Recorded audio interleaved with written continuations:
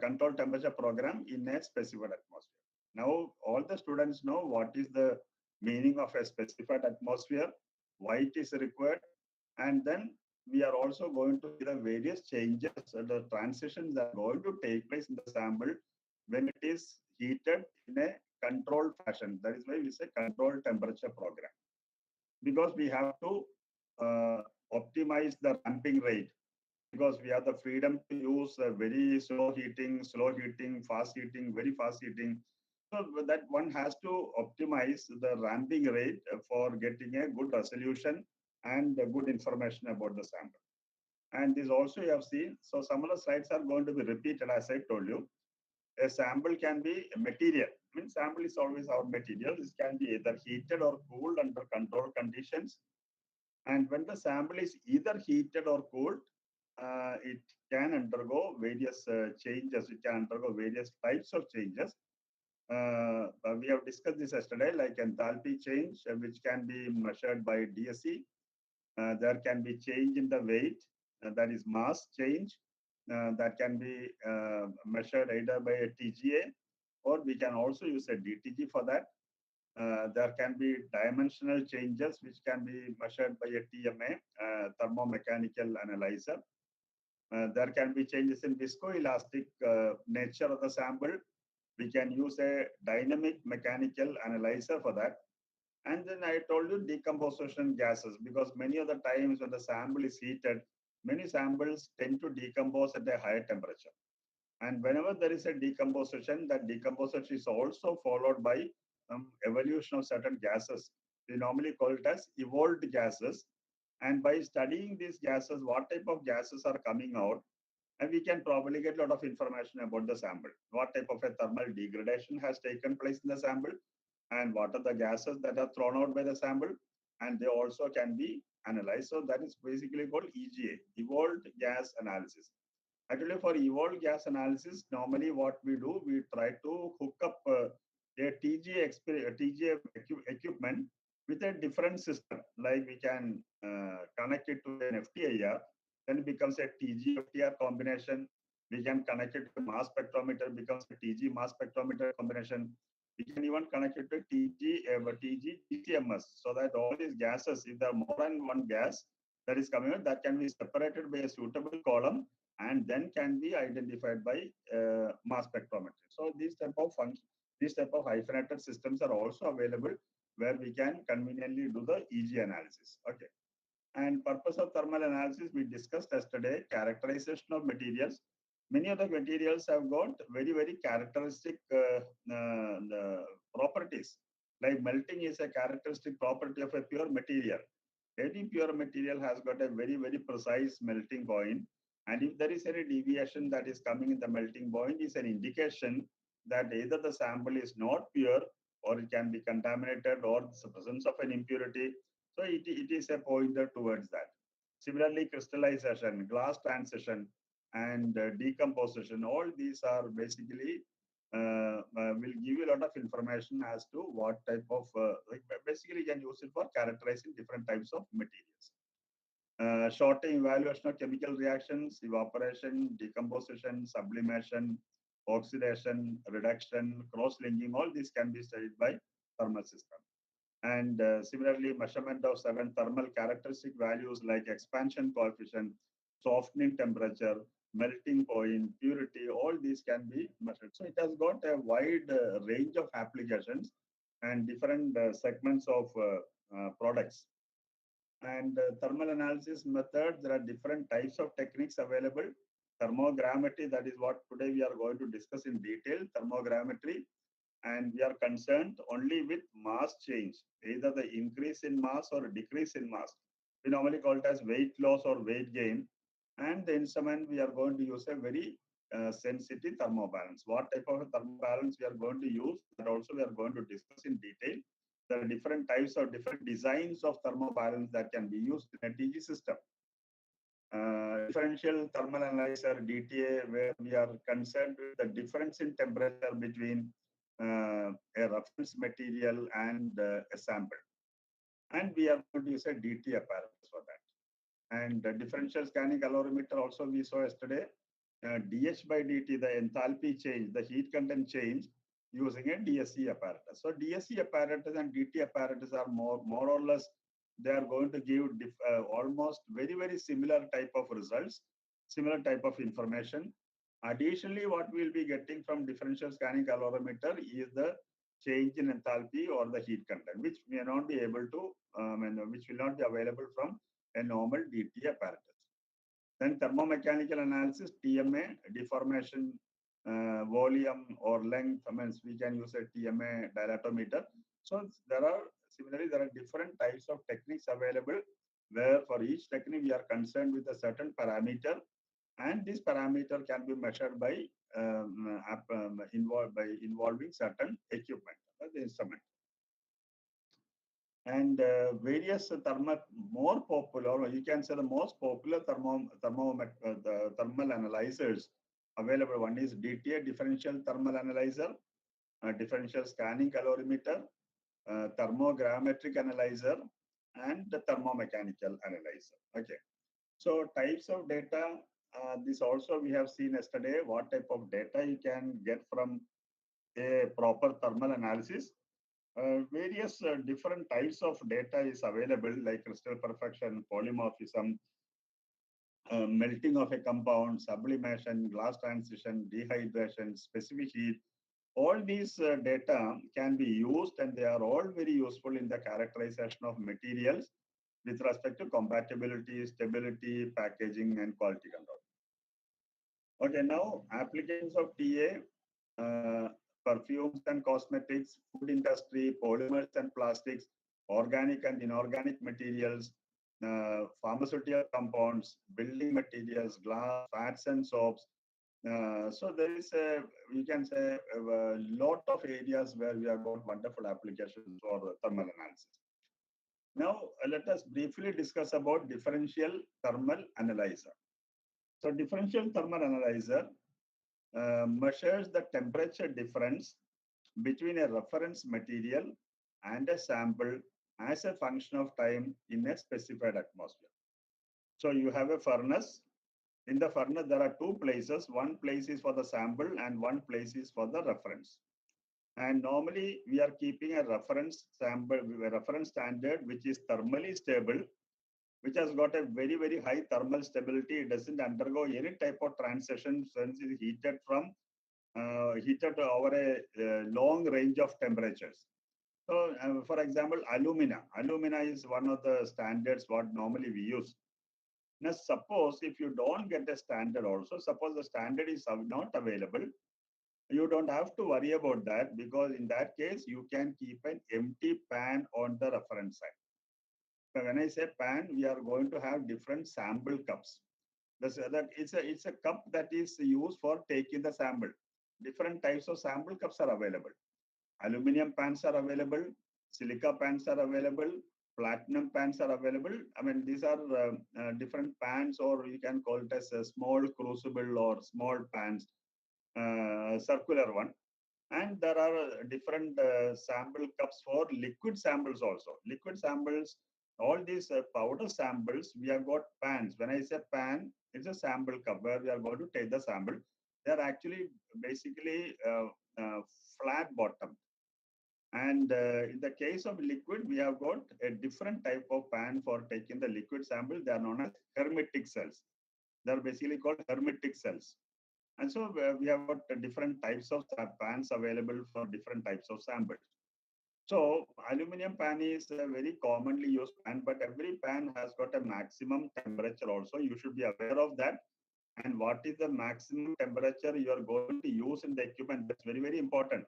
Because, for example, aluminum pan, if you are going to use for a very high temperature, like more than 600, aluminum will start melting. So you cannot use, most of the time, aluminum pans are used when your operation or when your analysis temperature will not go beyond 600.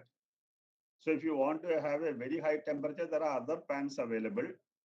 Silica pans are available, platinum pans are available. So you can use a different pan in case if you want to go to a very high temperature.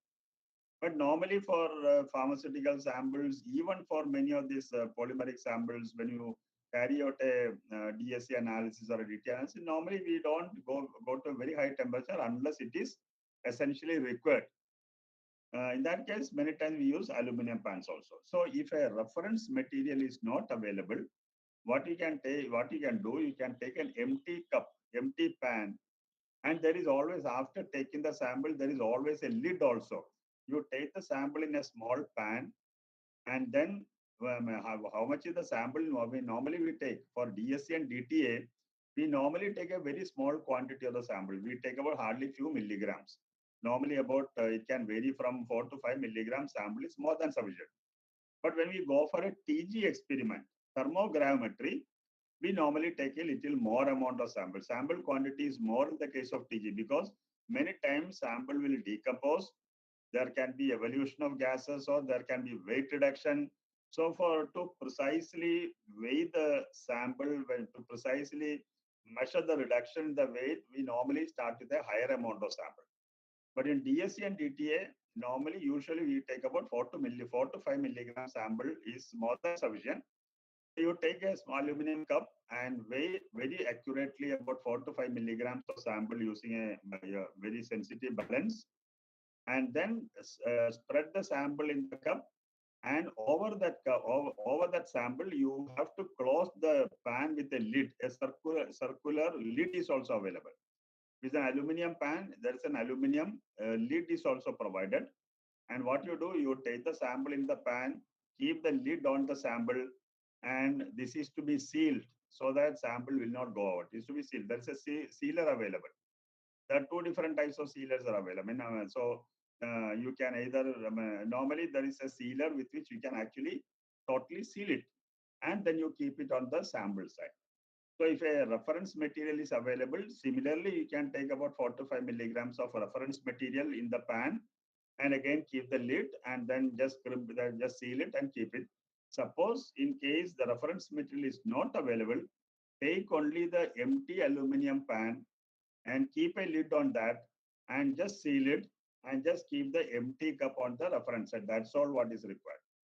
So if by any chance, if a reference material is not available, you need not panic. You can keep the empty cup on the reference side. Okay. And then you start heating, because it is a common furnace, it's a common heater.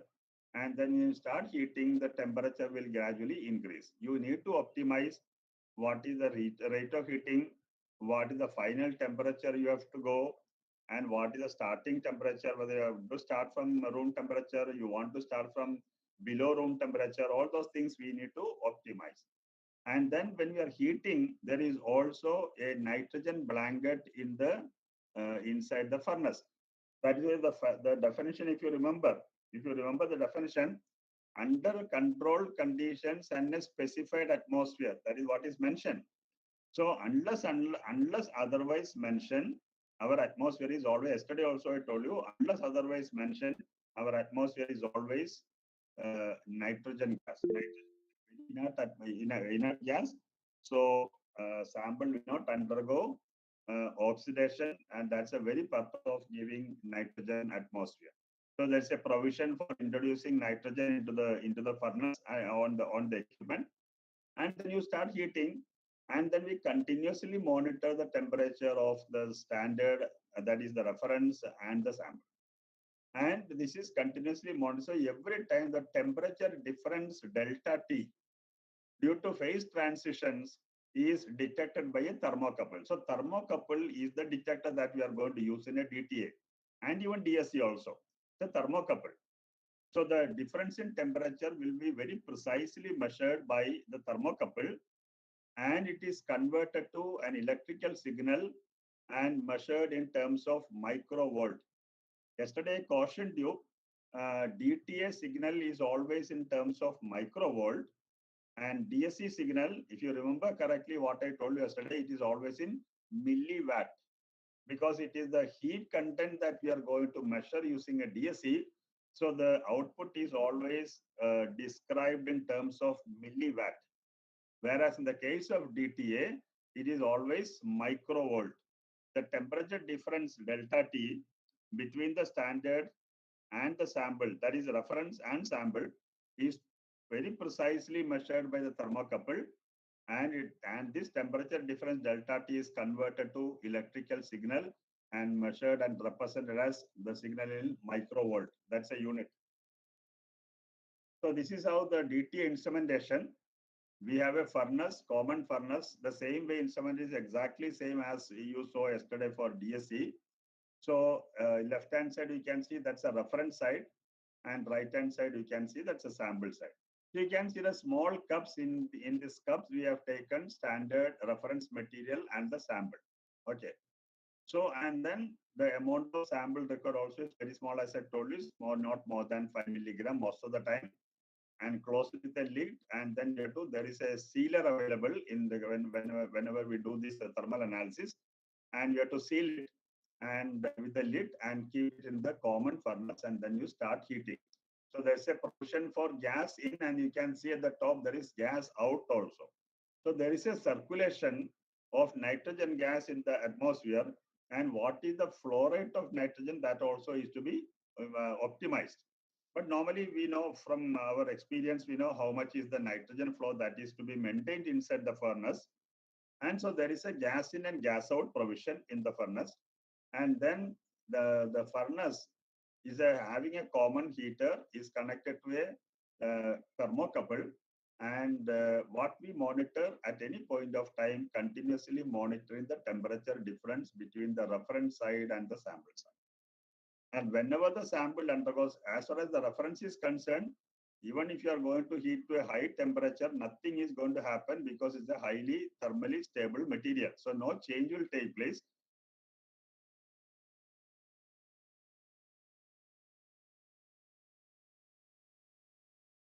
Some types of changes or transitions are bound to occur.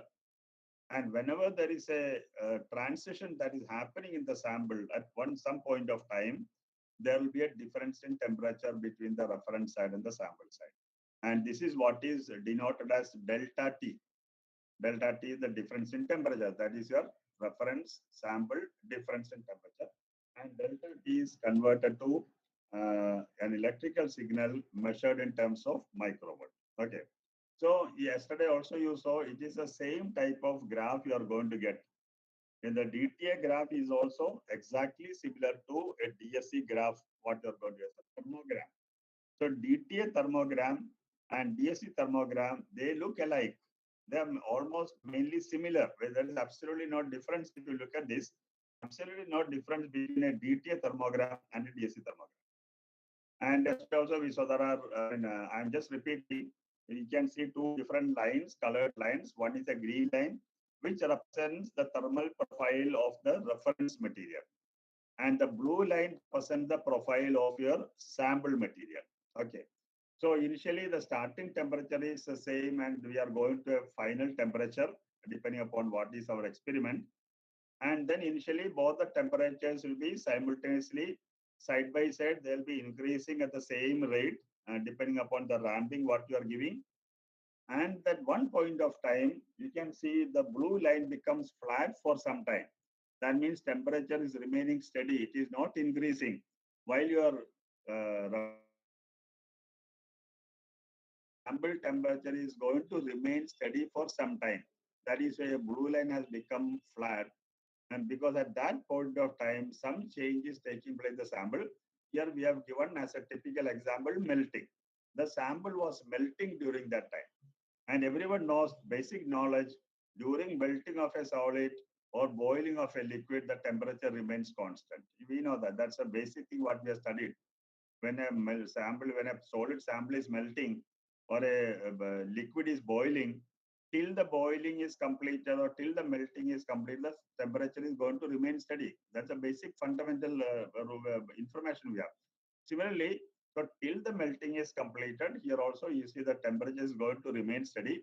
And once the melting is completed, the temperature is again going to rise, and it will go further unless and until if there is another transition that is taking place.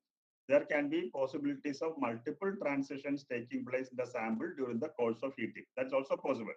The sample can melt, the sample can crystallize, the sample can undergo phase transition, sample can undergo decomposition. So multiple transitions possibilities are also there when the sample is heated. So that is possible. So here, I mean, just for you to understand, we have shown only just one transition, that is melting of the sample. And in DTA as well as DSC, there are only two types of curves. This we have seen yesterday. Any exothermic peak where the heat is coming out of the sample, exothermic peak is always pointing upwards. It's a positive peak. And for any endothermic reaction where heat is taken by the sample, absorbed by the sample, it is always a negative peak. The peak is, and this shape of the peak can vary from manufacturer to manufacturer. Some manufacturers give exactly opposite of this. They may give exothermic peak negative and endothermic peak positive. That is possible. That is basically because of the design of the system. In our system, we are giving an endothermic peak is always represented as a negative peak, and exothermic peak is always represented as a positive peak. Okay. And now what can be measured by DTA? Qualitative analysis, fingerprinting of minerals, clays, polymeric materials, sample purity, melting points. And yesterday also I told you purity can be found out, but only thing you have to use certain optional software for that. Glass transition temperature, TG, crystallization temperature, TC, all these informations can be available from DTA experiment also, like your DSC. Okay, so that is why they normally go hand in hand, DTA and DSC, because both are differential systems, both are differential measurements. Now this we have seen yesterday, glass transition temperature TG, and I told you very clearly, whenever there is a glass transition that is taking place in the sample, don't expect any endothermic or exothermic peak. There is only a shift in the baseline, and that is what is very clearly shown, shift in the baseline, glass transition. Okay, and that is called a step in the thermogram. Transition from glassy and brittle state to viscous and rubbery state. So that is a TG. So TG, if you are heating the sample from below TG temperature to above TG temperature, the sample will go into a rubbery and viscous state. Suppose if you are cooling the sample back from higher temperature above TG to temperature below TG, it will come back to a brittle state. So it is something like a what you call as a something like a cutoff temperature. It is a transition temperature. Okay, so TG is called, and it is observed in normally glassy solids and like polymers. Most of the time we observe TG or we carry out TG measurements in polymeric materials. Other materials, it is very, very rare. As yesterday also I gave an example. We have seen a TG in a pharmaceutical product, but that's very rare. But normally, most of the time, in many of the polymeric materials have got glass transition temperature. And so this is the definition. Glass transition temperature is the temperature at which higher molecular weight materials like polymers transforms from glassy state to viscous and rubbery state. Okay. So that is what is that temperature we can very precisely measure either with the help of a DTA or with the help of a DSC. And you always observe a dip in the baseline, that is a shift in the baseline. That is the indication of a TG. But we don't get a normal endothermic or an exothermic peak here. Crystallization temperature TC, sharp positive peak. Crystallization is always an exothermic reaction, so that is why you are always getting a positive peak in the case of crystallization. And the sample is getting, there is a transition from disordered state to ordered state. The sample becomes crystalline, crystallization is occurring, the sample, the alignment is going into a more orderly way. So disordered to ordered transition. Material can crystallize. Observed in glassy materials like polymeric materials can crystallize. And the TC is the temperature, crystallization temperature, which also we can very precisely measure. So yesterday also we saw some examples also when a sample is heated and cooled and what type of changes are taking place, and there can be crystallization when it is reheated, and those temperatures can be very, very precisely measured using the system. And then melting also is a negative peak because it is a highly endothermic way, where sample is going to absorb heat when it is getting melted. So, but then the transition is from a ordered state to a disordered state. Okay, a crystalline sample can melt. A crystalline sample can always melt. And so when crystalline, in the crystalline state, it is in an orderly manner. But when it is melting, that orderly manner is lost. So that is why it is called ordered to disordered transition when the sample undergoes melting. And the temperature is measured as TM, that is a melting temperature. Okay. So melting happens to crystalline polymers and glassing happens to amorphous polymers. If you take an amorphous material, if you take an amorphous polymer, you will not get a precise melting temperature, melting peak. You will not be able to measure the melting temperature for that, because in that case glassing happens, because then you are more concerned with the glass transition. Whereas if you take a crystalline material, it has got a very precise melting temperature. That's why we have written melting happens to crystalline polymers, whereas glassing happens to amorphous polymers. And heat flux, yesterday we discussed this, what is meant by heat flux. A sample and a reference material are placed on a common in the common furnace, and we have a common heater. Both are simultaneously heated in a single furnace, and this is connected to a thermocouple which is acting as the detector. And whenever there is a difference in temperature between the reference side and the sample side, the temperature difference is very, very precisely measured with the help of the thermocouple. Then I told you it is converted into electrical signal, and that is measured as the microvolt. Okay. Heat can be measured since it is proportional to temperature, because heat is always proportional to temperature. Okay. But in the case of DSC, whenever there is a transition that is happening, we also can find out what is the associated change in the heat content. That's an extra information that you are going to get from DSC. Otherwise, what DTA is also going to give that temperature difference, and then we can precisely measure, then we can convert it into electrical signal and all. And the power compensation is offered by some different manufacturers. In power compensation, I told you there are two different distinct separate furnaces. One furnace for reference side and one furnace for sample side. And they have got two different independent heaters. In the case of heat flux, it is a common heater. It's a common furnace. Here it is independent heaters and independent furnaces. And both are heated. And here also the temperature difference is monitored. And in case if the sample undergoes some sort of transition, there is going to be a temperature difference. And then this temperature difference is made zero by providing power either to the sample side or to the reference side. So that means we are compensating for the difference in temperature by supplying power to the system. And that is the reason why it is known as a power compensation technique. So you always maintain the difference in temperature zero by supplying power either to the sample side or to the reference side. And that is why we are so from the power that is supplied, that can be very precisely measured how much power we are going to supply. And that power that we are going to supply is again equivalent to the difference that has been observed. And then we are neutralizing that difference to zero. So from that power that's supplied, we can actually find out the transition. So that's called the power compensation technique. Now, most of the manufacturers have changed over to heat flux type from power compensation. And this is just a comparison. Most of the DSCs available nowadays are of heat flux type. Generally, heat flux type is more sensitive and stable.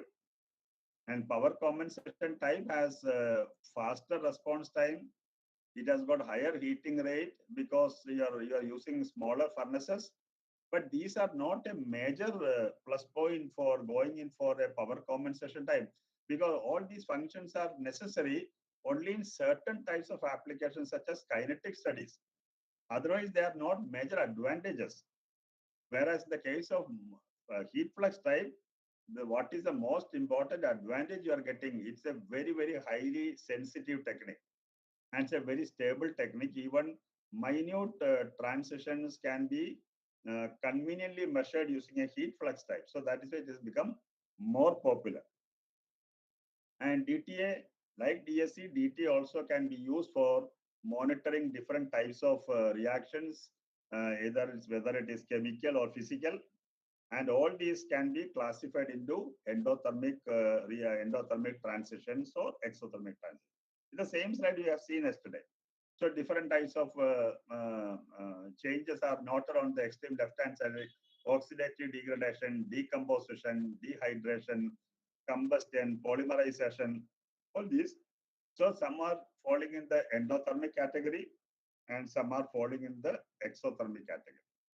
So these are all chemical reactions. Similarly, we can also monitor set of physical reactions also. And those also can be classified into either endothermic or exothermic. And we have seen that yesterday: vaporization, crystallization, sublimation, glass transition, all the heat capacity transition, all these. They also can be classified into either endothermic or exothermic. And here also you can see glass transition, only change in the baseline, change of baseline, shift in the baseline, and no peak will be observed in glass transition. And DTA applications, of course, we have seen so many areas where you have got wonderful applications for thermal analysis, like pharmaceuticals, polymeric materials, semiconductors, natural products, fats and oils. So many areas where we can, even food industry, so many areas where we have got wonderful applications for thermal.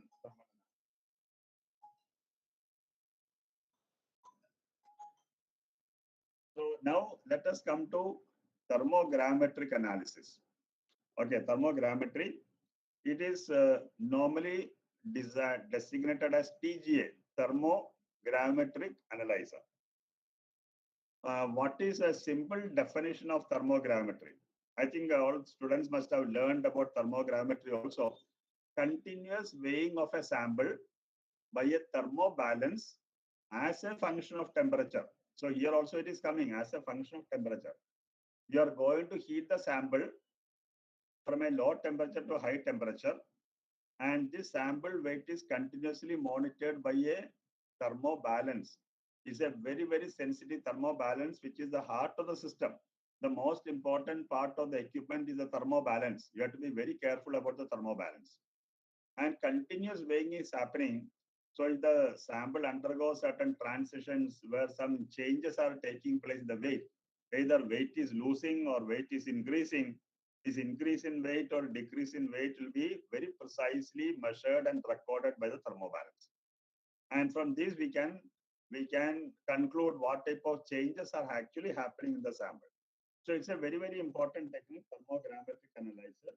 Lot of applications in various fields. So this is the definition. I'm just repeating: continuous weighing of a sample by a thermobalance as a function of temperature. Okay. What are the applications? Thermogrametry has got lot of applications, like thermal decomposition of inorganic materials, organic materials, and polymeric materials. So you have got plenty of applications in polymer field. Thermal decomposition that is taking place in polymeric materials as well as inorganic and organic materials. They can be very precisely studied. Corrosion of metals in various atmospheres at elevated temperature. Suppose you take a piece of iron or a bar of iron or something, you put it in the atmosphere, you put it on the ground for some time, for so many days of it, and finally you'll see the material gets rusted. Rusting has taken place. Actually, what is rusting is corrosion.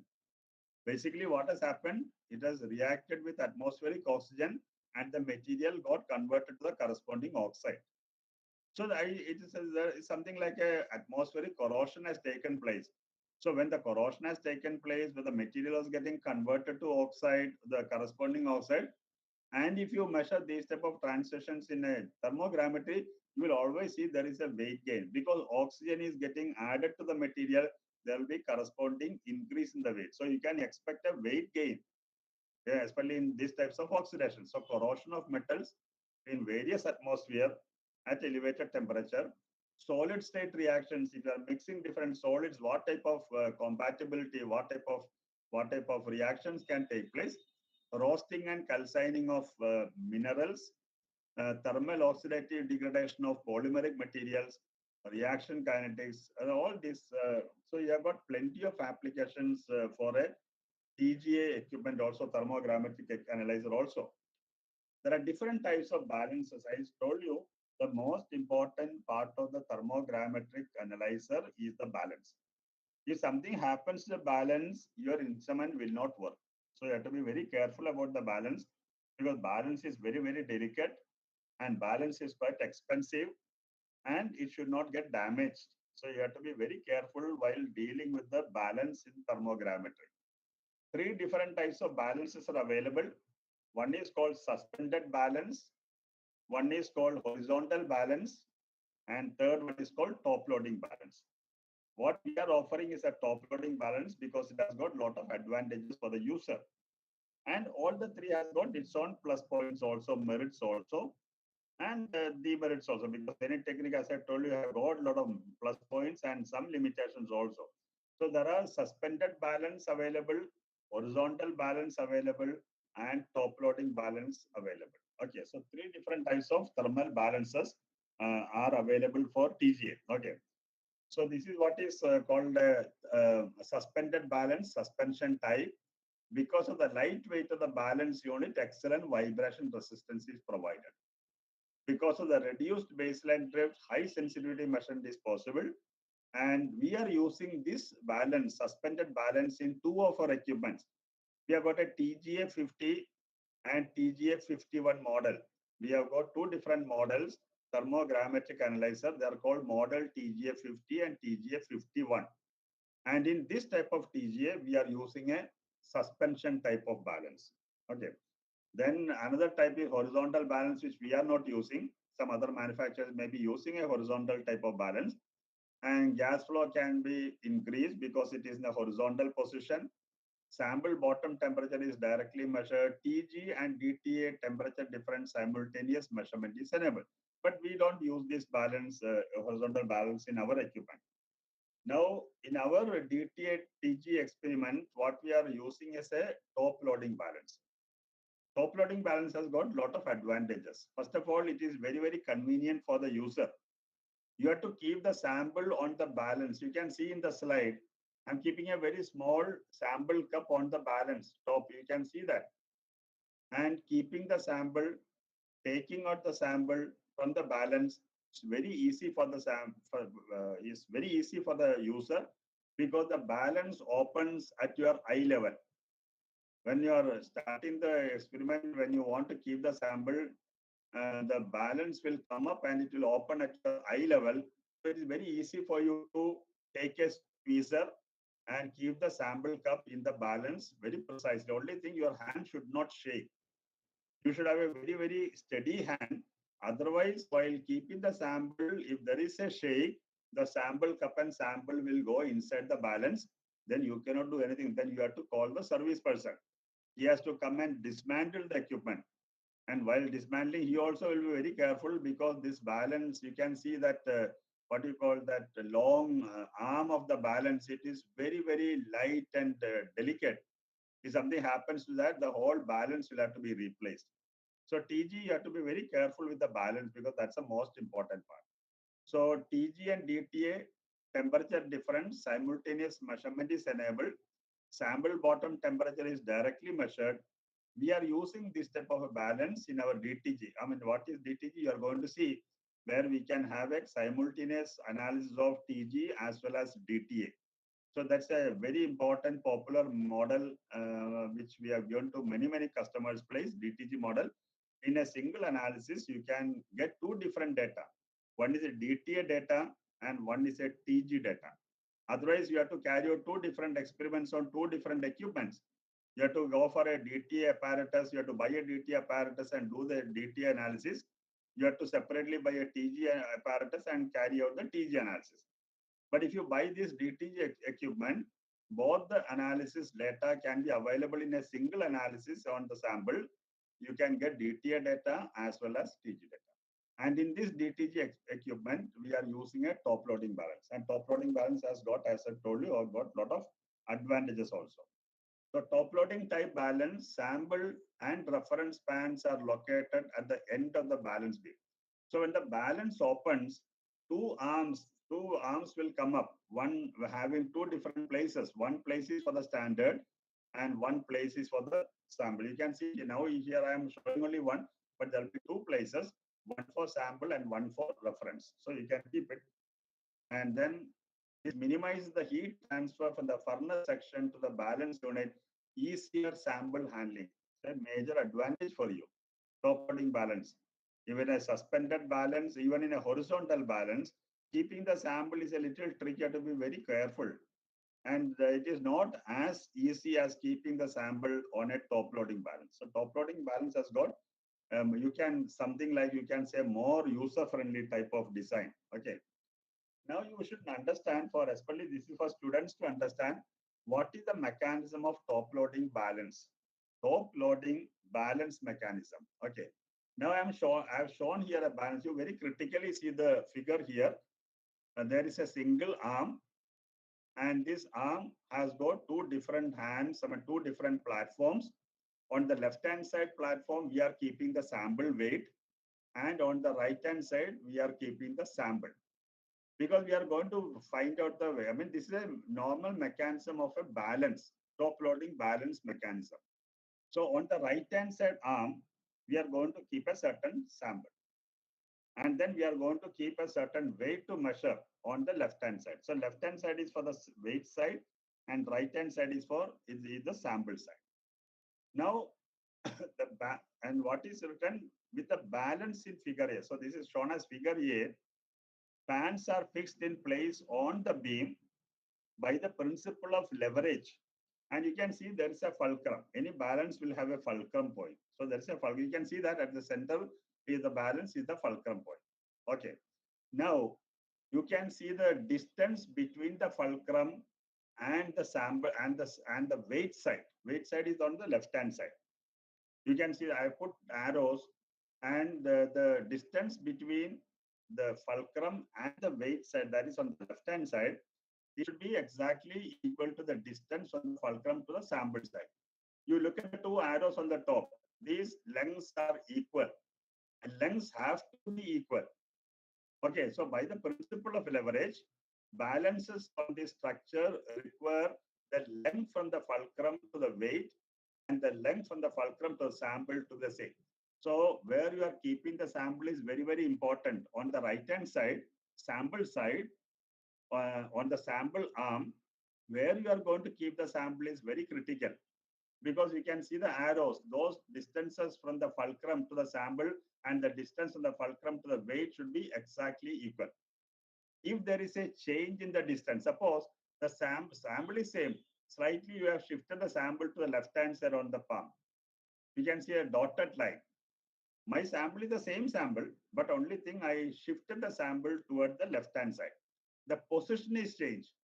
Now the distance is different. Now you can see the dotted line arrow. Distance from the fulcrum to the weight is constant. There is no change.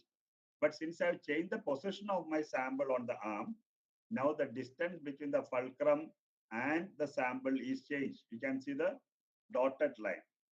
Okay, now there is a definite difference in the distance between these two.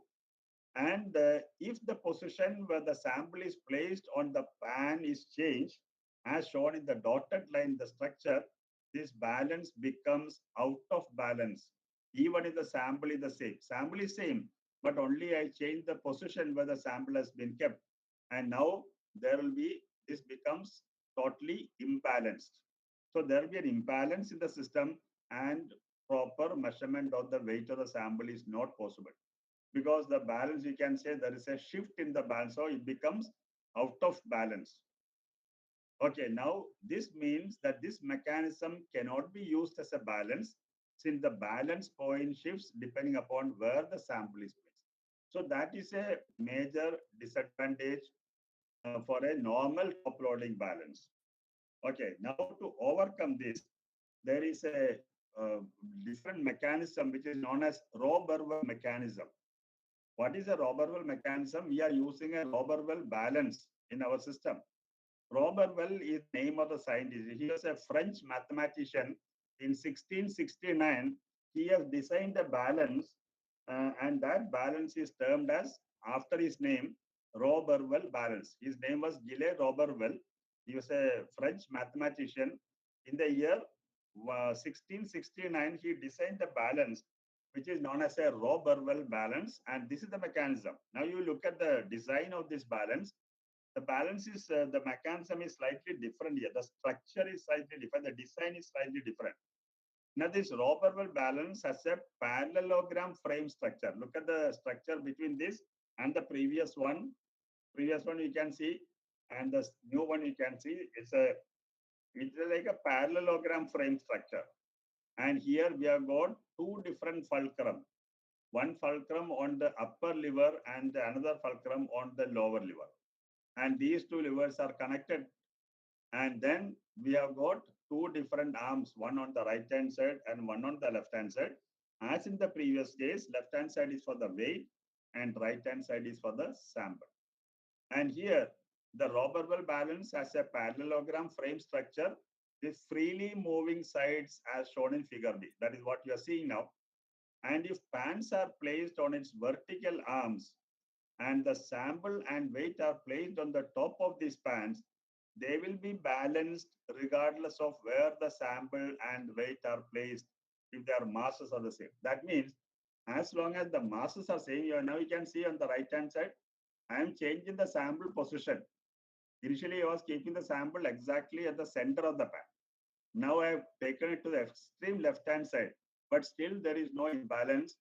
And whether the distances are same or the distances are different, this balance can work as a proper micro balance, and there will not be any problem with the measurement of the weight. Okay. So they will be balanced regardless of whether sample and weight, where they are placed, if their masses are the same. The sample may be placed anywhere on the pan. There is absolutely no problem, no imbalance, and the balance will work properly. So this is called a Roberval mechanism, and that is the balance what we are using in our system, Roberval balance. And this differential balance system minimizes the baseline drift by cancelling the influences caused by buoyancy or convection due to thermal expansion, that is sample movement, distortion or replacement of the sample holder itself during high temperature. So even if we are going to heat the sample to a very high temperature, there will not be any baseline drift and proper balancing will be taking place. In other words, what as a user, in a simple terms, what is your advantage? You get a very stable baseline even at a very high temperature. That's the most important thing. Baseline shift will not take place. If too much of baseline shift takes place, sometimes our calculations can be affected. So here you are going to get a very stable baseline even at high temperature operation. That's a plus point of a Roberval mechanism, Roberval balance, and that is what we are using in our system in a DTG. And now I'm going to explain what is this DTG means. DTG is a simultaneous measurement system where you can get a TG signal and you can also get a DTA signal for a sample in a single analysis. Otherwise, I told you before, if you have a sample, you want to see some TG transitions or you want to see some DTA transitions, you have to buy two different equipments. You have to buy a separate DTA equipment for DTA measurement. You have to buy a separate TG equipment for TG measurements. Okay. Now, but if you have, on the contrary, if you go for a DTG equipment, you can get both the signals in a single measurement. Simultaneous availability of TG data, DTA data in a single analysis in a DTG equipment.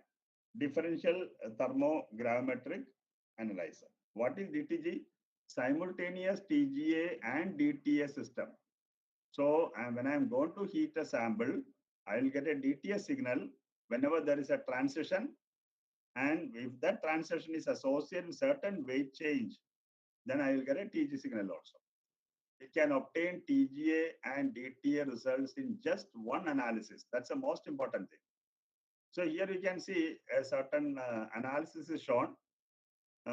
Calcium oxalate monohydrate is heated. Okay. So it is going to undergo decomposition. And at various three different stages, it is you will see a separate slide for this. And then it is going to undergo decomposition three different stages. So there are three different weight losses.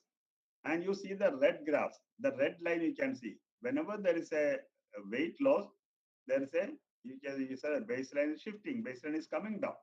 And again, it's becoming flat. And again goes forward. And there is a second baseline, second weight loss. Again, the baseline is coming down, again becomes flat. And again, whenever a third weight loss is coming, again it is coming down. So multiple times, if at all the sample undergoes different stages of weight loss, that many number of times the baseline will be shifting. So you can see the baseline shift. So that is the red line. What you see here is the TG signal. Is written there, TG.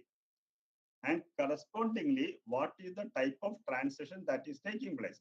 Whether it is an endothermic transition, whether it's a exothermic transition, that will be shown by your DTA data.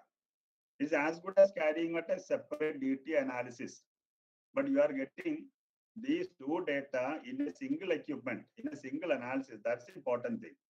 So you can get DTA signal as well as TG signal from DTG equipment. So thermal properties such as transition temperature, melting point, reaction temperature, all can be measured. At the same time, if at all any weight change is taking place, which occur during many of the thermal changes, you can expect certain weight changes. They can be very precisely measured. So whenever there is a transition occurring, either an endothermic transition or an exothermic transition, many times it will be followed by a weight loss. So both can be measured. Hence, from a single analysis, one is able to determine whether the thermal changes are attributed to chemical changes, such as adsorption and decomposition, or it is a physical change such as fusion. So you'll get a lot of information. What type of a change has taken place in the sample when it was heated? Thus, the DTG can shorten the analysis time, and only a very small quantity of any precious sample is required for analysis. Normally, when we carry out a TG analysis, we normally take slightly more quantity of sample, not like milligram. We take a little more sample quantity, anywhere between, say, up to 50 milligram sample we normally take. Sometimes may be more also, depending upon what type of sample we are going to take. And in the case of DTG, we are going to get two different information. One is a TG information, one is a DTA information. And for depending upon the transitions that are taking place, the type of graph also will be different. I'll show you some of the examples. You look at the first one, decomposition or dehydration. Suppose you have got a hydrated salt. When you are going to heat the hydrated salt, the water is going to go away. That means the first thing that is going to happen is dehydration. Dehydration means there is a weight change. So look at the TG curve, the first one. There is a baseline shift. It indicates there is a proportional weight change because dehydration has taken place. Now, dehydration, what type of a transition is a dehydration? It is an endothermic transition because heat is taken in by the sample. Heat is absorbed by the sample. You can look at the DTA signal. It is a downward curve. So you can expect a downward curve in DTA and a baseline shift for TG whenever dehydration is taking place. Now look at the oxidation. I'm just giving two examples. Oxidation. Oxidation, what happens in the case of oxidation, when the sample undergoes oxidation, the sample is actually combining with oxygen. That means oxygen weight is getting added to the sample. So there is going to be a weight gain. There is no weight loss. Your weight is going to increase. Now look at the TG curve against oxidation. Is exactly reverse of dehydration TG. The baseline, instead of coming down, you can see the baseline is going up and then stabilizing. The TG baseline for dehydration and the TG baseline for oxidation are exactly opposite. Dehydration, the baseline has come down and stabilized, and oxidation, the baseline has gone up and stabilized. And proportionally, what is DTA? Oxidation is a exothermic reaction. You are getting a upward peak. You can see an upward peak in DTA. So depending upon what type of a transition you are going to see, what type of a transition you are going to observe, your TG signal shape will be different, your DTA signal shape will be different. So I've shown some examples here. Crystallization, transition, sublimation, oxidation, all those. Okay. Now look at glass transition. Glass transition, there is no TG signal. There is no weight loss. No weight gain, no weight loss. And look at the DTA. DTA, again, please remember DTA signal in the for glass transition is a baseline shift.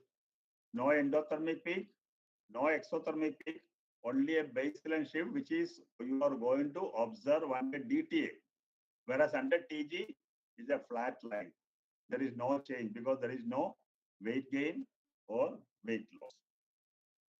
And what are the factors affecting thermal analysis? Sample.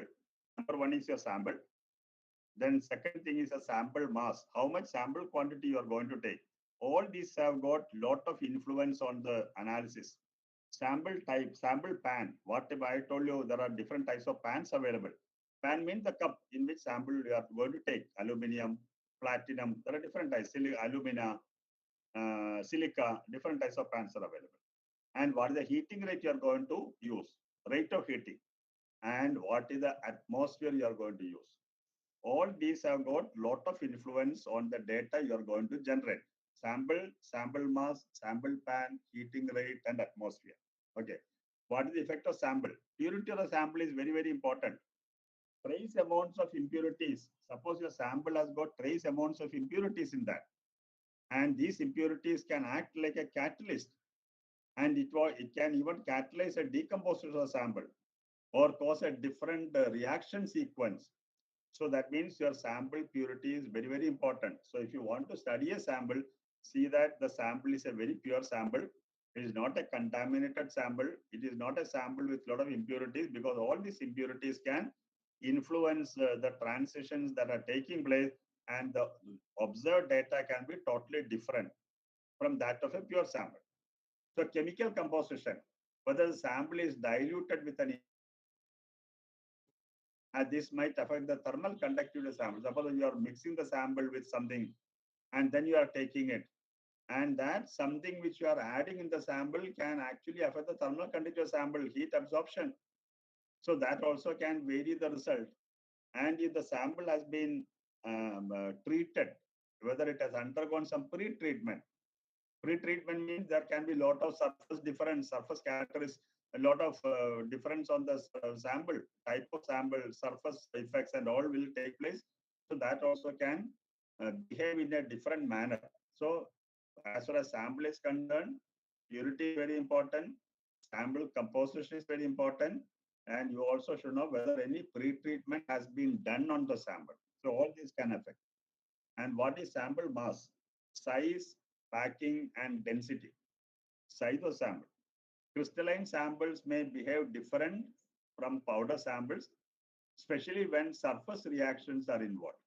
So your sample can be a crystalline sample, or it can be a totally powder sample, like an amorphous powder. Because then these two can sometimes act in a different way, especially if we are interested in finding out the surface reactions. The sample amount is too little, the signal is going to be very less. So you have to optimize the sample quantity also. Because lower the sample quantity, lower will be the signal that is going to be generated.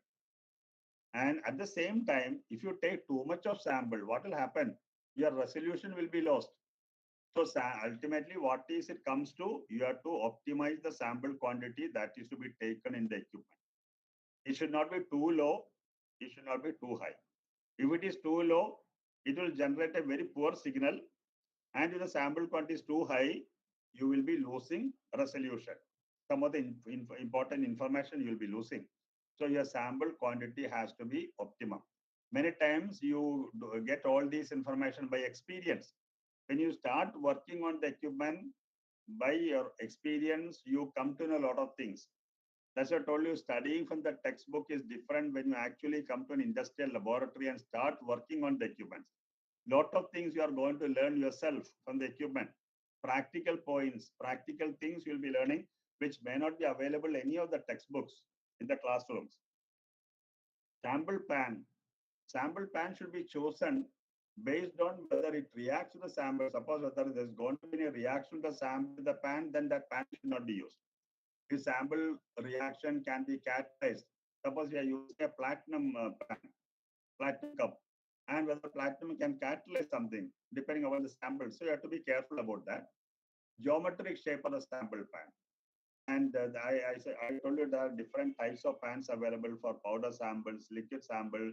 So you have to, and liquid sample pan shape is totally different from powder sample pans. So you have to be carefully, you have to select the right type of pan for the right type of sample. Okay, heat conductivity of sample pan. Example, platinum has much better heat conductivity than alumina. So pans made of alumina, pans made of platinum, pans made of silica, pans made of aluminum, different types of pans are available. So you have to select the right type of pan. So there are certain guidelines which we provide to our customers when they purchase the equipment. Heating rate is also very, very important. Transfer of heat from furnace to sample depends on all these things, conduction, convection, and radiation within the instrument, because you are transferring, you are heating the furnace, and from the furnace, the heat is to be transferred to the sample, which is inside the sample cup. And this transfer of heat depends on all these: conduction, convection, and radiation within the furnace. So heating rate affects start, range, and finish of the sample. So either you have the freedom, you have to select the right type of heating rate. If you can have a very slow heating rate, we can have a medium heating rate, we can have a very, very fast heating rate, but you need to optimize what is the best heating rate that is suitable for your sample. For example, higher heating rate has a higher thermal lag, allows sample to melt before decomposition. Slow heating rate, all reactions might occur before melting. Normally, what we recommend, what we advise our customers, better resolution. If two changes occur at temperature close to one another, we normally go for, advise the customers to go for a slow heating rate. If you try to employ a very high heating rate, you can finish the analysis in a very short period of time. But then please have little patience. Reduce the rate of heating. You will get much better resolution. You will be able to get more information about the sample, what type of transitions are taking place. So on an average, normally we advise 3 to 5 degrees centigrade per minute heating rate. That's a standard heating rate that is employed. 3 to 5 degrees centigrade per minute. But you can reduce it, you can increase it. That is not a problem. So that you have to optimize. You have to optimize depending upon the type of transition that are taking place. Atmosphere is also very important. Okay. Inert atmosphere, unless anything is specified, we normally use a inert atmosphere, that is nitrogen. Or if a reactive gas is required, most of the time we use oxygen also. Okay. If a different type of gas is to be introduced, we can use it, because suppose, for example, I'm just giving an example. Suppose somebody wants to study some transient percents of carbon dioxide, we can introduce that. So that's a reactive gas. Otherwise mentioned, nothing is mentioned, we go for only nitrogen, that's an inert atmosphere. Okay, yesterday we have seen some applications, oxidation induction time, where we are changing off from nitrogen to oxygen at a certain time, because we are going to study certain reactions of the sample with nitrogen with oxygen at high temperature. So there is a specific reason why we are changing off from one atmosphere to another atmosphere, from an inert atmosphere to a reactive atmosphere. So different gases have different thermal conductivity. Example, helium has got 5 times more thermal conductivity than nitrogen. And depending upon the type of atmosphere, sometimes the temperature of your transitions also can vary. You must be knowing, because most of you are all chemistry people, and you know what is Le Chatelier's principle. Suppose calcium carbonate is decomposing. When calcium carbonate decomposes, CaCO3 will give CaO plus CO2. It will decompose to calcium oxide and carbon dioxide. Now, if this decomposition is carried out in air atmosphere is air, normal air. This decomposition will take place around 700 degrees centigrade. Okay. Now, if you change over the atmosphere from air to carbon dioxide, the same CaCO3 gives CaO plus CO2, that decomposition will take place at 900 degrees centigrade. You can see the vast difference in temperature just because you have changed over the atmosphere from one to another. Okay. So that is certain gases are going to slow down the reaction. And that, if you study, you can check up what is Le Chatelier's principle. And so the atmosphere also has got a pronounced effect on the temperature under which the decomposition is taking place in the sample. Now, some application of DTA minerals. These are all inorganic minerals like kaolinite, montmolynolite, and illite. You can see different transitions taking place at different temperatures. And all these transitions at various temperatures have been studied using a DTA. Purely, and we have gone up to 1000 degrees centigrade. And we have studied different types of inorganic material transitions taking place with the help of a DTA. Okay. This is a polymeric mixture. Different polymers, PTFE, LPPE, polypropylene, nylon 66, PTFE, like that. Okay. So again, we have gone to almost 400 degrees or slightly more than 400 degrees centigrade. And we can see the DTA curve for a typical polymeric mixture sample. Okay. And we are going to heat the sample at a certain optimized heating rate. DTA curve again, you can see a typical DTA curve for a polymeric material. This polymeric material is exhibiting a glass transition. That is the first thing you see on the extreme left-hand side. You can see there is a change in the baseline. So that is indicating that this polymeric material has got a TG, glass transition temperature. And after that, when further heating, it is going to crystallize. The polymer is going to crystallize, which is an exothermic reaction. You get an upward peak.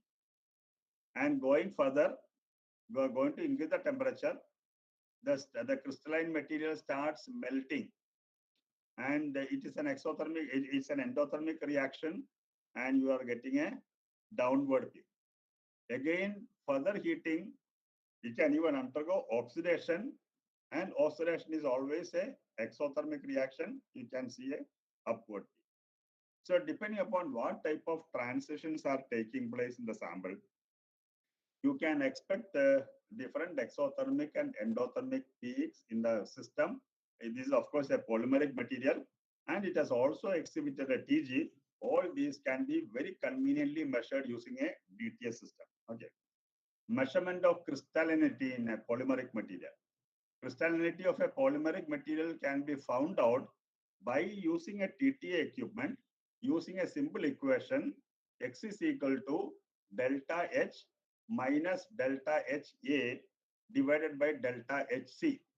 Well, what are these terms? X is the crystallinity of the polymeric material, pure polymeric material. Delta H is the total energy absorbed by the sample per gram. Delta HA is the amount of energy absorbed by 1 gram of a totally amorphous material. And delta HC is the heat of fusion of 1 gram of a perfectly crystalline sample. Don't worry about all these equations because we can find out all these this thing for the software. We can get the values. So then that's not an equation. I just wanted to show you that it is possible to get this information using a DTA apparatus. Okay. And this is the TG equipment they're offering. DTG, we have two different models, DTG 60 and DTG 60H. DTG 60 means it can start from room temperature. It can go to 1100 degrees centigrade. And when I say DTG 60H, means that can go to 1500 degrees centigrade. So only DTG 60 will go to 1100 maximum temperature, and 60H will go to 1500 degrees centigrade, very high temperature. And the same instrument can be available with an auto sampler also. That is what is shown on the right hand side. DTG 60A. When I write A, it shows it has got an auto sampler. 24 samples can be kept at a time. 24 samples simultaneously can be kept at a time.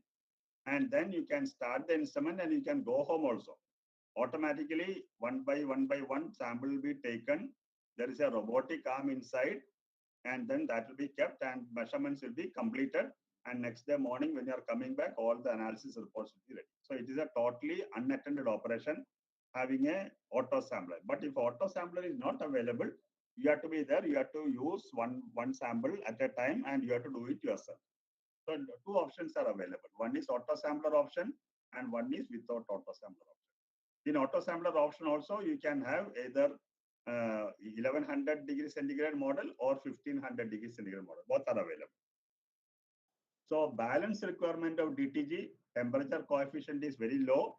That is why you can get a very fast heating rate, high sensitivity and very high accuracy even for a minute change in the weight. Hardly affected by buoyancy or convection. That is basically because of our Roberval mechanism of the balance. Excellent vibration resistance. Various atmospheric gases can be used, and balance protecting mechanism is also provided. These are some of the hardware features. I am not going into those details. So there are a lot of precautions, safety precautions are incorporated in the design. And only thing, you have to be careful while you are keeping the sample and taking the sample out of the balance. You have to be very steady. Your hand has to be very steady, as I told you before. And you have to use a tweezer. And with the help of a tweezer, you have to keep the hand on the sample, on the balance. So you should be very careful. Otherwise, if something happens, if some spillage happens, if the sample pan falls down, it will directly go inside the balance. Then the instrument will become inoperative. You have to call the service person and he has to come and open it to remove that. So that is the only thing you have to keep in mind. And this is how the top loading balance, very convenient. TG and DTA simultaneous measurement is enabled. Sample bottom temperature is directly measured. And this is the balance we are using in our DTG 60 and DTG 60A. A very, very easy and user-friendly balance. That is top loading balance. Sample and reference spans are located at the end of the balance. This I've already shown you. And the gas supply system, there are three different gas lines that can be connected on the equipment. One is called a purge gas, that is nitrogen for the balance compartment. Okay, so here also you have got an atmosphere, inert atmosphere. So that's called the purge gas, nitrogen for the balance compartment. Reactive gas, suppose if you want to change over to a reactive gas like oxygen or anything. So reactive gas directly to sample compartment, you can, there is a provision for introducing a reactive gas, for example, oxygen, but avoid using corrosive gases. So for example, somebody was asking once me whether we can introduce chlorine. Chlorine is a highly corrosive gas. So I told him, my dear friend, we just cannot introduce chlorine in the system. It will completely corrode the equipment. So avoid using corrosive gases. And if you are using oxygen, don't exceed 100 ml per minute. That's a maximum allowed flow rate, 100 ml per minute. More than that, you should not use. And then there is a cleaning of the detector. After using so many samples, your furnace may get some residue and something may be sticking and all. Some carbonaceous material may be remaining inside. If your detector is to be clean, usually we introduce air around 200, 300 ml per minute. And then we have a heating program. There is not a cleaning program through the software. And once you complete that, your furnace will be sparkling. All the residues, everything will be clean. So you can also switch the gas from one gas to another gas. You can change over through the software. It's totally automatic. All software operation. You are not changing it yourself. They're all valve operations controlled by the software. And there is a built-in automatic fan also, because many times in the case of TG analysis, we go to a very high temperature. Sometimes we go to 800 degrees, sometimes we go to 1000 degrees. Then for the second sample, we have to come back to the room temperature. So it will take a quite amount of time for cooling down from 1000 degrees to 30 degrees. So to facilitate this, we have got a automatic, inbuilt automatic cooling fan. So the moment your experiment is over, you start cooling, this fan will start and the temperature will come down very, very fast. So less bench space is required for rapid cooling after measurement. This reduces the waiting time. So say from, if you are going to 1000 degrees And if you want to do the next sample starting from 30 degrees, so from 1000 degrees to 30 degrees, it will cool in just 30 minutes. Otherwise, if you don't have this fan, you will have to wait for hours together to come to 30 degrees, that is room temperature from 1000 degrees. But here it hardly 30 minutes, it will come back to 30 degrees from 1000 degrees. So, and a preset temperature can be set so that the cooling fan would stop when the furnace temperature is lower. You can also preset, suppose you say 40 degrees, once the temperature becomes 40, the fan should stop. Now you can give this value, feed this value to software. So the moment the temperature reaches 40, automatically the fan will stop. Otherwise, it will continue till the temperature becomes 30 degrees. So that is these are some of the software operation, and this is a purely TGA equipment. We are different here. We can only get TG result, no DTA. TGA 50 and TGA 51, two different models. And this model's difference is only in the total amount of weight that can be taken. In TGA 50, you can take 1 gram sample maximum, and TGA 51, you can take 10 gram sample maximum. So huge amount of sample can be taken in TGA 51 for certain important types of analysis, for studying certain very, very minute transitions. So TGN 50, TGA 51, working principle, everything is same. The only change is the total amount of sample that can be taken. In 50, we take 1 gram. In 51, we take 10 grams. And this is a decomposition of calcium oxalate monohydrate. What is the first step? CaC2O4H2O, calcium oxalate monohydrate. And we are going to heat the sample. What is the first reaction? Removal of water. So CaC2O4H2O monohydrate will become calcium oxalate CaC2O4 plus H2O. Water is removed. There is a corresponding weight loss that can be studied, that can be recorded by the TG. And what is whenever there is a weight loss, it's a endothermic reaction, you will get a negative peak in DTA. Then second step, further heating, what will happen? CaC2O4, that is calcium oxalate, when you are further heating, it will get converted to calcium carbonate, CaCO3 plus CO, carbon monoxide gas will go out. Again, there is a weight loss and there is a endothermic reaction. And finally, CaCO3, further heating, again gets decomposed to CaO plus CO2. Carbon dioxide goes out, and finally, calcium oxide is an oxide, it's a stable compound. So there are three stages in which the weight is getting reduced. So you can expect three different baseline shifts.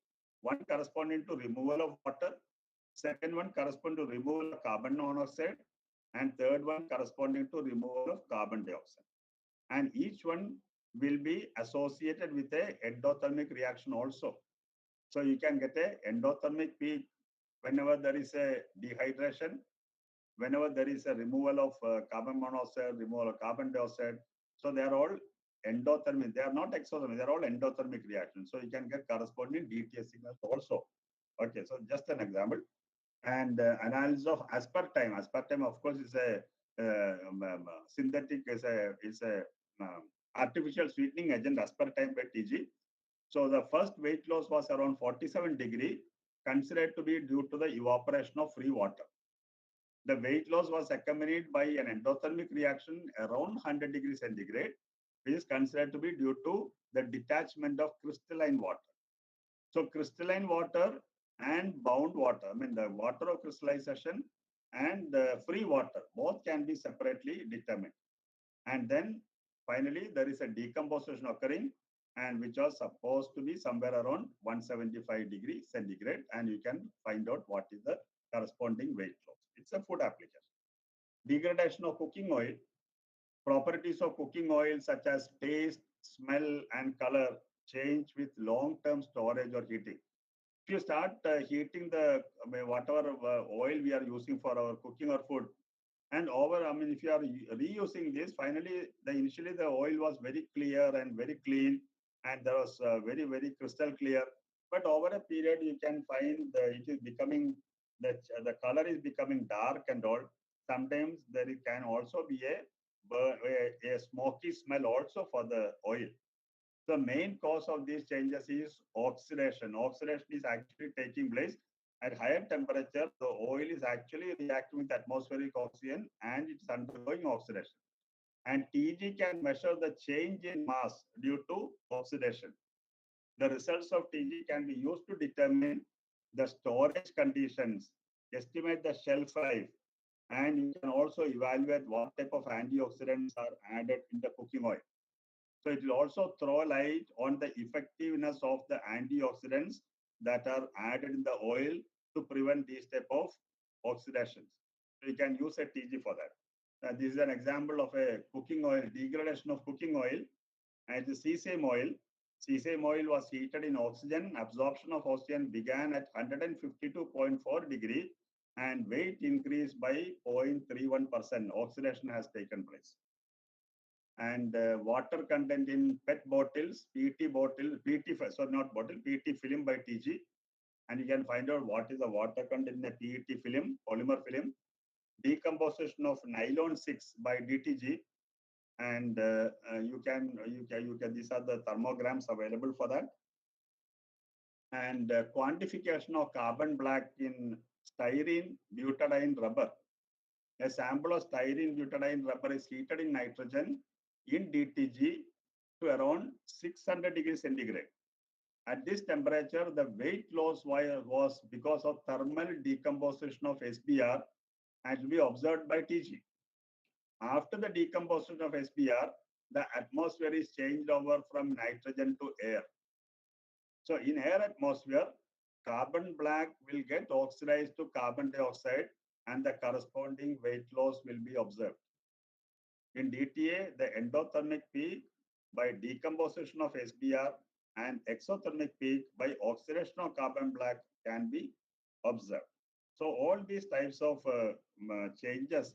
So this is the thermogram what you can expect. Carbon black in styrene butadiene rubber. We have analyzed this compound in our DTG, TG, DTA simultaneous. DTG. It's very easy. So we have gone to around we have got the high temperature around 600, slightly more than 600. Under this temperature condition, all these transitions have taken place. And this is the last slide. You can even connect your TG to FTIR. So whenever there is I told you about EG analysis, evolved gas analysis. Evolved gas analysis means especially when a polymeric material is heated, when it undergoes decomposition, many times different types of gases can come out. Gaseous products can come out. And if you want to study what are these gaseous products, there are possibilities, there are different possibilities. One possibility is to connect a TG to FTIR, and that is what is shown a result of a compound, a polymeric material, ethylene vinyl acetate, and we have done a TG FTIR analysis. So when it is heated, two different types of degradations have taken place.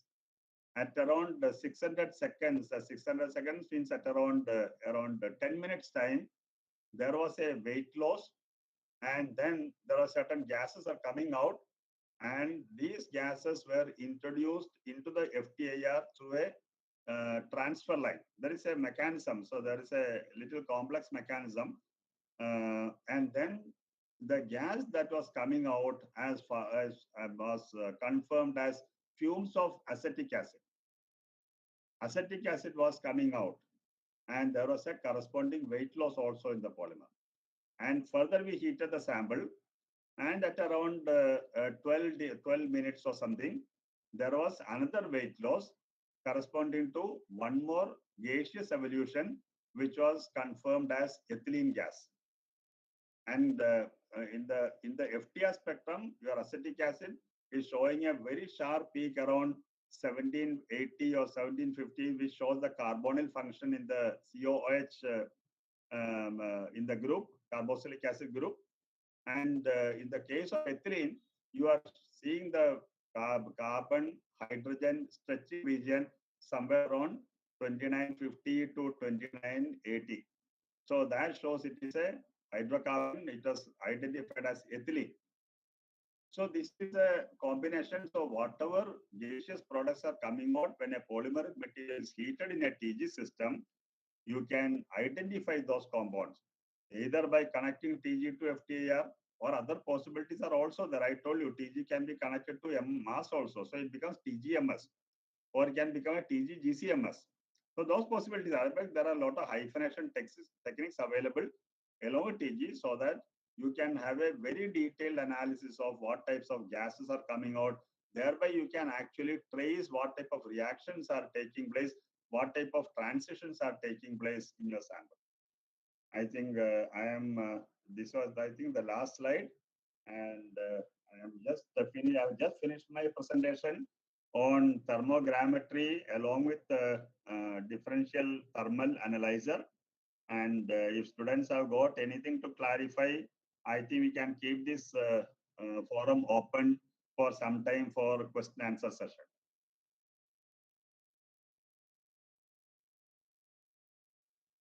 Any questions from student side?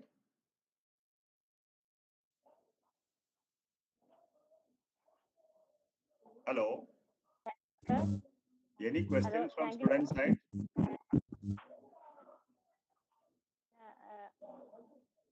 Sir, can you hear me? Yeah. One question is in chat box. Can I read? Please. Is it possible to check by TGA? Sorry, your voice is breaking. Corrosion. Corrosion is it possible to measure by TGA? Hello, sir. So then I can read it. So this is a question. Corrosion is a slow process. Is it possible to measure it by TGA? Corrosion, yes, it is by TGA. We can do that. Yes, absolutely. We can do by TGA. Whenever there is a corrosion, most of the time it will be accompanied by an increase in the weight and can be very precisely measured by a TG experiment. We can do it only by TG, or we can do it by DTG. Both. No problem. Okay, thank you, sir. Participants, if you have any question, you can unmute your phone and you can ask, or you can type in the chat box so that I can read.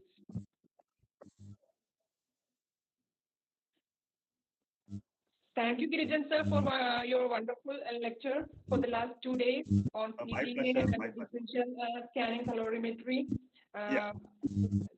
And now I request Jency with us to express the vote of thanks.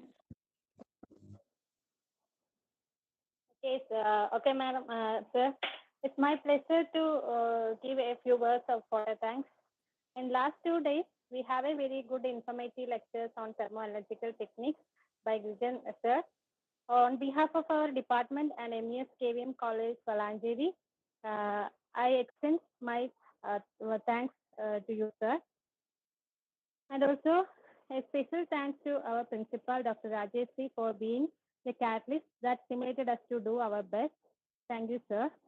And also I would like to thank our HOD, Dr. Rukia, for all the support. And I would like to thank the people who work behind the scenes to make this event happen. The coordinator, Dr. Saumnisi, the faculty members, Dr. Jisha, Dr. PGLS, Dr. Saifunisa, Jesila, and our technical arrangement team, Shahul and Abhijit. And also I would like to thank all the participants, students, research scholars, and other faculty members from other departments and other colleges. Thank you all. Thank you very much. And thank you all the participants for being with me for the last 2 days, today and yesterday today. And I hope I was able to put across some information on the thermal systems and the various applications and the working principle. And I am sure, I hope it will be of benefit to you. And in case anybody wants to contact me further in future also, you're all welcome. Absolutely no problem. Girijan sir, thank you for the nice session. Thank you, sir. Thank you. My pleasure, sir. My pleasure. Okay. Actually, I was listening to you. It was a nice presentation, sir. Thank you, sir. Thank you. Sir. Yeah, tell me. Hello. Sir, ഈ corrosion എങ്ങനെയാണ് നമ്മൾ analyse ചെയ്യുക? എന്നിട്ട് time എടുക്കില്ലേ അപ്പോൾ? ഇല്ല, corrosion എന്ന് വെച്ചാൽ corrosion എന്ന് വെച്ചാൽ നമ്മളൊരു മെറ്റൽ എടുത്തിട്ട് very small quantity of metal എടുത്തിട്ട് നമ്മൾ ഓക്സിജൻ അതിൽ ഇൻട്രൊഡ്യൂസ് ചെയ്യും. സാധാരണ കൊറോഷൻ എന്ന് പറയുന്നത് സാധാരണഗതിയിൽ കൊറോഷൻ വരിക ഓക്സിഡേഷൻ കൊണ്ടാണ്. അപ്പൊ നമ്മുടെ അറ്റ്മോസ്ഫിയർ നമ്മൾ മാറ്റും. നൈട്രജൻ അറ്റ്മോസ്ഫിയറിന് പകരം നമ്മൾ ഓക്സിജൻ അറ്റ്മോസ്ഫിയർ ഇടും. എന്നിട്ട് നമ്മൾ അത് ഹീറ്റ് ചെയ്യും. അപ്പൊ ഹീറ്റ് ചെയ്യുമ്പോൾ sample is getting heated along with in oxygen atmosphere. ഏതെങ്കിലും ഒരു ടെമ്പറേച്ചർ വരുമ്പോൾ അത് ഓക്സിഡൈഡ് ഫോർമേഷൻ തുടങ്ങും. ഓക്സിഡൈഡ് ഫോർമേഷൻ തുടങ്ങുമ്പോൾ അതിന്റെ വെയിറ്റ് കൂടും. So weight will increase because ഓക്സിഡേഷനിൽ ഓക്സിജൻ ആഡ് ചെയ്യുമല്ലോ. അപ്പൊ അതിന്റെ വെയിറ്റ് കൂടും. അപ്പൊ ആ വെയിറ്റ് നമുക്ക് അപ്പൊ ഏത് ടെമ്പറേച്ചറിലാണ് നമുക്ക് ആ ഓക്സിഡേഷൻ തുടങ്ങുന്നത് കണ്ടുപിടിക്കാൻ പറ്റും. ആൻഡ് എത്രത്തോളം ഓക്സിജൻ അബ്സോർബ് ചെയ്ത് അത് ഓക്സിഡായിട്ട് കൺവേർട്ട് ചെയ്യുന്നത് കണ്ടുപിടിക്കാൻ പറ്റും. അത് നമുക്ക് TG ചെയ്യാൻ പറ്റും. TGയിലും ചെയ്യാൻ പറ്റും, DTGയിലും ചെയ്യാൻ പറ്റും. സർ, അപ്പൊ നോർമൽ കണ്ടീഷനിലെ കൊറോഷനായിട്ട് നമുക്ക് അതിനെ റിലേറ്റ് ചെയ്യാൻ പറ്റുമോ? നോർമൽ അത് നമുക്ക് അത് വേണമെങ്കിൽ എക്സ്ട്രാപ്പുലേറ്റ് ചെയ്യേണ്ടി വരും. അത് ചെയ്യാൻ പറ്റുന്നതാണ് എന്റെ അറിവ്. അത് നമുക്ക് പക്ഷെ നമ്മുടെ അറിവ് എന്ന് വെച്ചാൽ നമ്മുടെ ഇൻഫർമേഷൻ കിട്ടുന്നത് എത്ര പെട്ടെന്ന് ഈ സാമ്പിള് വാട്ട് ടെമ്പറേച്ചറിൽ എത്ര പെട്ടെന്ന് ഇത് അണ്ടർഗോസ് കൊറോഷൻ എന്നുള്ള പഠിത്തമാണ് നമുക്ക് ചെയ്യാൻ പറ്റുക. ഈ ഇൻഫർമേഷൻ കിട്ടുക അതിന് നാച്ചുറൽ എൻവയോൺമെന്റ് ആയിട്ട് നമുക്ക് കോറിലേറ്റ് ചെയ്യേണ്ടി വരും. നമുക്ക് മെറ്റീരിയൽസിന്റെ കൊറോഷൻ റേറ്റ് കമ്പയർ ചെയ്യാം അല്ലേ? സർ, നല്ല സെഷൻ ആയിരുന്നു sir. Thank you very much. എന്തെങ്കിലും ഇൻഫർമേഷൻ ഇനി മുമ്പിലേക്ക് പോകുമ്പോൾ എന്തെങ്കിലും ഇൻഫർമേഷൻ ആൾക്കാർ എന്നോട് ചോദിച്ചോളൂ. I got lot of information. I can all share it with you. There is no problem.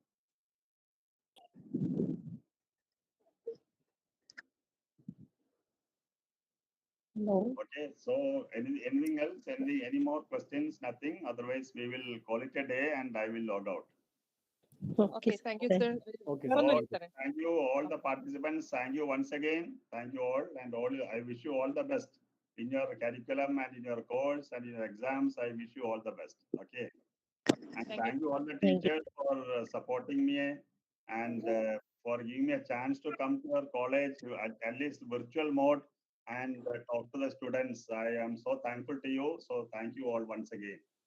Sir, actually, if the situation gets good, we can have a direct interaction with the students here. Yes, sir. I would like to come down to your college, sir. I would like to come. നിങ്ങൾ എല്ലാവരും വന്ന് കാണണമെന്ന് വളരെ ആഗ്രഹമുണ്ട്. Always welcome, sir. നമ്മൾ ഈ കൊറോണയുടെ situations മാറിക്കഴിഞ്ഞാൽ നമുക്ക് കോളേജിൽ നേരിട്ട് സെഷൻ അറേഞ്ച് ചെയ്യാം.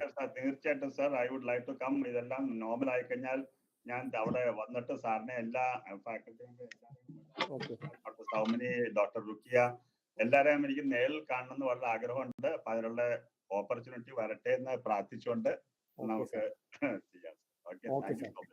Thank you.